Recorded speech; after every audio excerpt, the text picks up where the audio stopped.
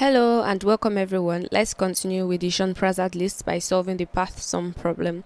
So we're given the root of a binary tree and an integer target sum, and we want to return true if the tree has any root to leaf path that adding up the values would equal the target sum. So we know that the root is the beginning of the tree and a leaf node is any node without children, basically, as we haven't told here.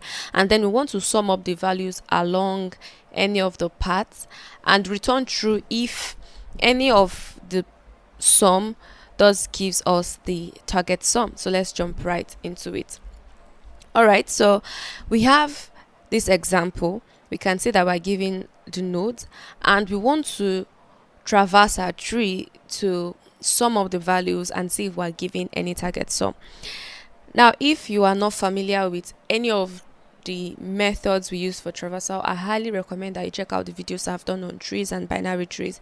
We go in details about depth first search, breadth first search, and the practical code implementation. Knowledge of those things would really help in solving this problem, because the traversal I'll be using in this is the depth first search. Basically, if we know by experience of solving these questions and solving tree problems that if we require to find the solution to any problem that requires depth, then the traversal method that makes sense to use is the depth first search traversal, and we'll be traversing each depth of the tree, the left depth, the right subtree, and the left subtree, to see if at any point we get the sum of the tree or the target sum given. Now, this is the approach we are going to be using.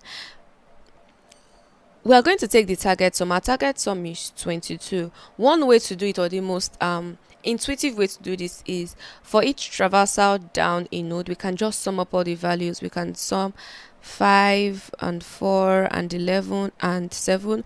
That's going to give us 27. You can see that, okay, no, this doesn't work for us, and then we move on to the second node. But we can also try to use the subtraction method, right, where we deduct the values of our current node from our target sum, and if by the end of the leaf node we have a 0, then we know that there is at least one path that leads up to the target node. So let us try to conceptualize. So this is 22. On first iteration, or this first part, we have 22 minus 5. That is going to give us roughly 17. And then we have 17 minus 4. 17 minus 4 is going to give us 13. Then we have 13 minus 11. 13 minus 11 is going to give us 2. And then we have 2 minus 7, which gives us minus 5. Now, this doesn't work for us because we know that our target sum, if we get to a part where everything sums up, our final leaf node is going to give us 0, not 5. So this doesn't work, and then we just retrace our steps. And then we go back to the second path. We go to the next part, we go to the next part, and then we run our solutions again, our algorithm. 22 minus 5, I shouldn't have deleted that because basically we'll be running all through. So we had 17, we had 17 minus 4, we had 13, we had 13 minus 11, we had 2, then finally we'd have 2 minus 2, and then we'd have 0. So we're going to be deducting the value of the current node we are at from the target sum, and by the time we get to a leaf node, we expect that we have a 0 as the final subtraction. If 0 is the final subtraction, if 0 is the final sum, then we know that we have a possibility of a path leading up to the target sum. So now let's jump right into the code. So first, let's define our base case. What's our base case? The basiest of the base case is if we don't have any roots. If we don't have any roots, then we just want to go ahead and return false. There is no way we can have a target sum if our root is null. And then we also want to check that we are at a root node. So we know that we're at a root node if our root doesn't have the left or the right child. So if not root the left and not root the right,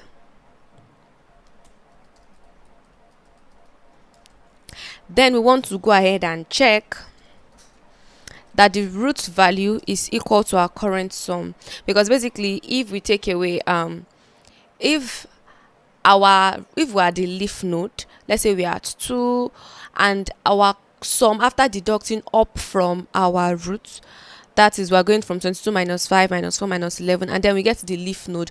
The final sum that would have will be equal to the leaf node. So basically if we do 2 minus 2 is going to be 0. So basically we expect that they are the same. If they are the same, then if you deduct them, it's also equal to 0. So what we did in our code walkthrough, where we did the sum minus the root dot value being equal to 0, loosely translates to the sum being equal to the root dot value, because if they are the same, then their subtraction will equate to 0. So don't be confused about this part, it's basically the same thing. So if the sum, and I'm just going to change this to t sum, I can't use target sum, I can use target sum, but target sum is too long, so I want to just change that to sum, and Leetcode is fine with that. And so tsum is a keyword in Python, so let's go with tsum. So if tsum, that's the final sum that we have, it is equal to the leaf node, because this is a leaf, right? We know that it doesn't have any left or right child. So if the final sum from the root up to now is equal to this our leaf node, then we just want to go ahead and return true. Now we know from all of our traversals that if we want to run a depth first search, all we need to do is to just call that function on the left, on the particular side of the tree that we want to run the traversal, the depth first search. Now we're choosing to run on the left child, and don't let's forget to subtract the root of the value.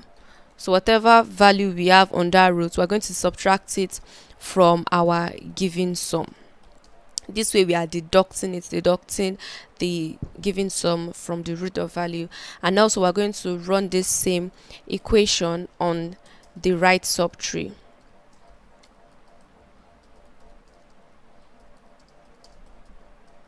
So this is what we want to do. We want to traverse our left child, and then for every node we want to reduce the value from our target sum up until it's leading to 0, which is the base case here. And now what do we expect from this recursive function? We expect that it returns a boolean. Is that returning true or false? Now, so once to make it okay, it returns true or false. Now what do we do with this solution to what this recursion is returning?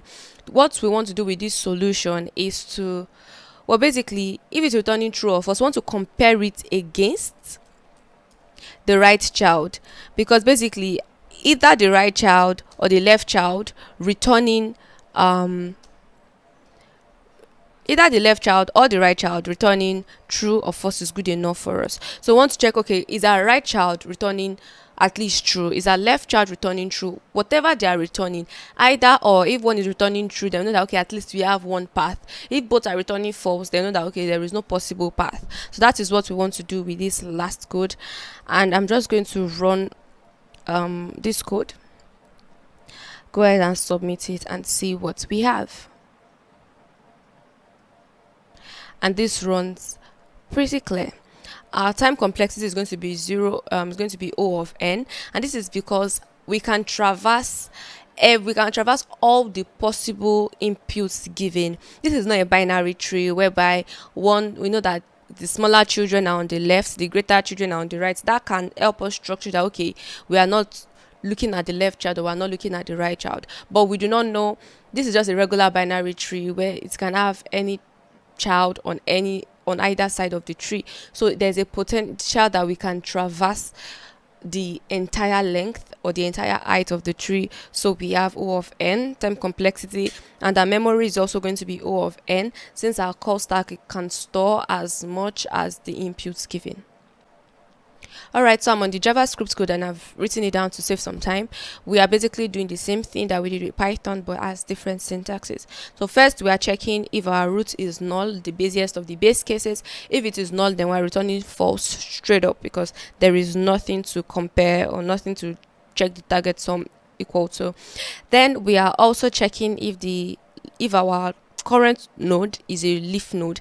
We check that if it's a leaf node by checking the left child and the right child. If they are null, then it's a leaf node.